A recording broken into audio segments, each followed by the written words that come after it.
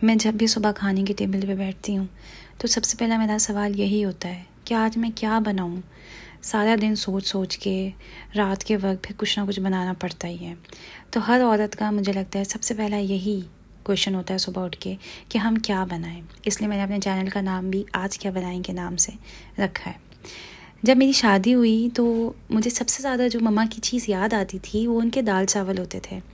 पता नहीं मम्मा दाल चावल कैसे बनाती थी कि वो इतने मज़े के होते थे कि दिल भी भर जाता था और पेट भी भर जाता था। और उस दिन एक इतने मज़े की खुशी खुशी वाली फीलिंग होती थी कि ऐसा लगता था जैसे हमने बरसों से खाना नहीं खाया हुआ और सिर्फ उसी दिन हमने बहुत सारा खाना खाया है। तो अभी मैंने सबसे पहले इसमें ऑयल डाल दिया है। ऑयल के अंदर मैंने लहसुन अदरक का पेस्ट डाला है। पेस्ट को आप तब तक पकाएंगे जब तक उसके अंदर से एक प्यारी सी खुशबू नहीं आ जाती। फिर कुछ बेसिक मसाले मैंने लिए हैं, इनको हम डाल के थोड़ा सा इनको भूनेंगे कि इनकी खुशबू आ जाए। मैंने अपनी लाइफ में एक चीज़ हमेशा सीखी है कि जब इंसान शिकवे करना छोड़ देता है और अल्लाह पाक से अपने कनेक्शंस मजबूत कर लेता है, शुक्र अदा करने लग जाता है, अल्हम्दुलिल्लाह करने लग जाता है, तो लाइफ में उसको वो चीज़ें मिल जाती हैं जो शायद उसको कभी भी उसने सोची भी नहीं होती। अल्लाह पाक उसको उस जगह से नवाजते हैं जहाँ शायद उसकी अपनी सोच नहीं जाती। अब मैंने इसके अंदर थोड़ा सा हल्का सा पानी डाला है। क्योंकि हमने मसालों को पकाना है अच्छी तरह से ताकि उनकी प्यारी सी खुशबू आ जाए।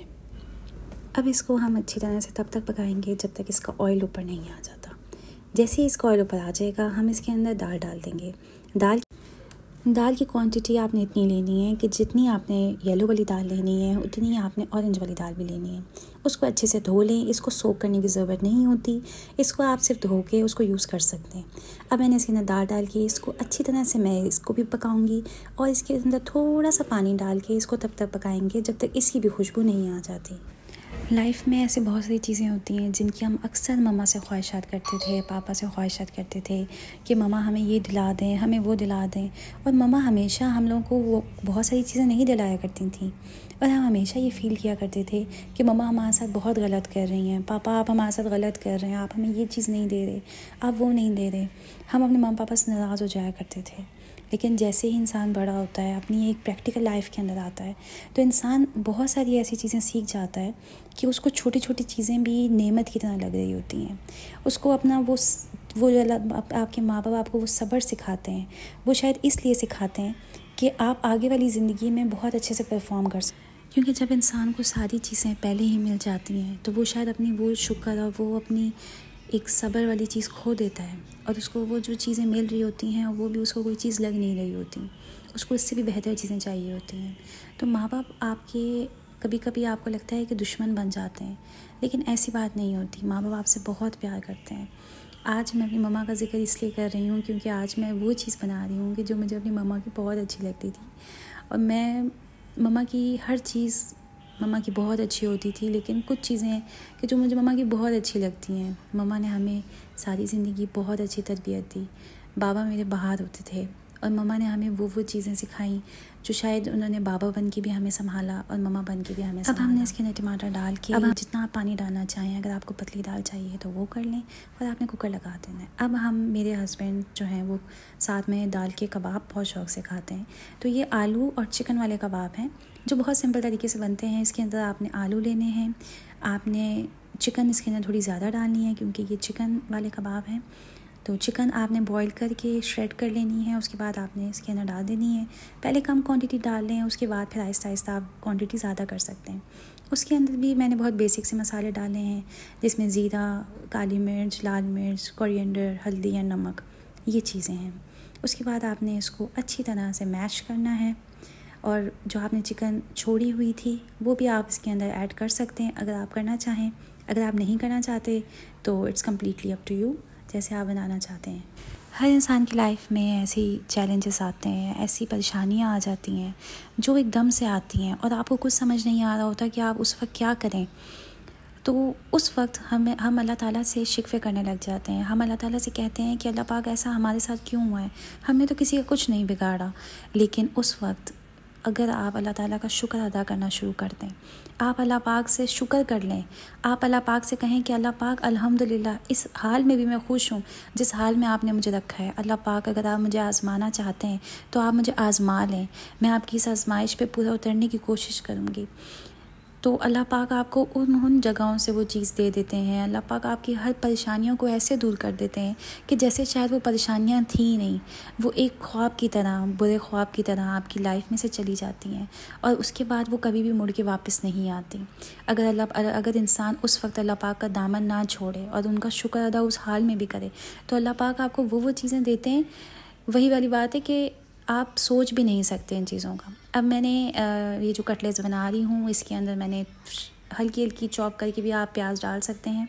प्याज डाला है, थोड़ा सा मैंने इसके अंदर बीटन एग डाला है और बाकी एग मैं बचा लूँगी क्योंकि मैंने इसके ऊपर कोटिंग भी करनी है। अब इसको हम मैश करेंगे और अच्छे से इसको मैश करके इसकी हम प्यारी प्यारी सी छोटी छोटी सी टिकिया बना लेंगे। और इसके अंदर जो है वो मिंट डलता है, इसके अंदर कोरिएंडर नहीं डलता। आप जब भी इसमें डालें तो मिंट डालें क्योंकि मिंट की जो खुशबू होती है वो बहुत प्यारी आती है। मिंट डाल के आपने इसको भी अच्छी तरह से मैश कर लेना है और इसकी प्यारी सी टिकिया बना के इसको आपने शैलो फ्राई करना है, इसको डीप फ्राई नहीं करना। अगर आप इसको डीप फ्राई करेंगे तो ये फट जाएंगे और इसके अंदर से सारी चीज़ें बाहर आ जाएंगी। इवन आपने अगर इसके ऊपर एग भी लगाया हुआ हो तो ये बाहर आ जाती हैं, इसकी फीलिंग सारी। हल्का सा आप अपने हैंड्स को ग्रीस कर लीजिएगा ऑयल से, ताकि जो आप वो जो टिकिया बनाएंगे तो वो बहुत स्मूथ बनेंगी और वो आपके हाथ में नहीं लगेंगी। इसलिए ईजी आपकी सारी टिकियाँ बहुत जल्दी बन जाएंगी और प्यारी। अब हम साथ साथ दाल का तड़का तैयार करेंगे, जिसके अंदर हमने प्याज ली है। प्याज को हम हल्का सा ब्राउन होने तक पकाएंगे। उसके बाद फिर हम इसके अंदर ज़ीरा और कड़ी पत्ता डाल के इसको भी इतना पकाएंगे इसकी प्यारी सी खुशबू बाहर आ जाएगी। और उसके बाद फिर हम इसको दाल के अंदर डाल देंगे। दाल इससे बहुत मज़े की फ्लेवर करती है, बहुत मज़े का टेस्ट आता है इससे। आई थिंक जो सबसे ज़्यादा टेस्ट दाल का आता है वो।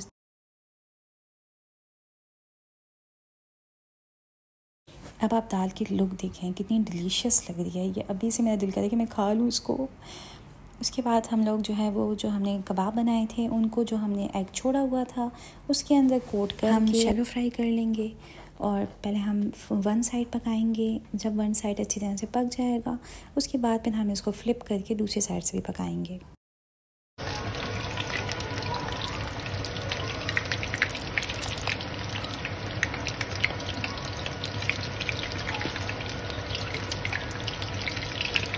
अब हम दाल के साथ चावल बना रहे हैं जो तड़के वाले हैं। तड़के वाले चावल के लिए आपको सबसे पहले थोड़ा सा ऑयल डालना है, उसके अंदर आपने थोड़ी सी प्याज डालनी है। मेरे पास जो मैंने कप लिए थे वो 1.5 लिए थे, आप अपने हिसाब से प्याज डाल सकते हैं।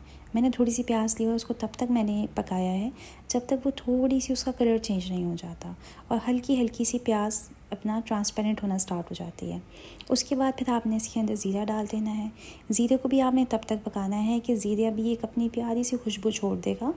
उसके बाद फिर आपने ज़ीरे के अंदर और प्याज के अंदर जैसे ही ज़ीरे में खुशबू आने लग जाए आपने सबसे पहले इसके अंदर थोड़ा सा पानी डाल के पकाना है। उसके बाद फिर आपने अपने कप्स के हिसाब से पानी इसके अंदर डाल देना है। मैंने 3 कप्स पानी डाला था क्योंकि मेरे 1.5 कप मेरे राइस थे।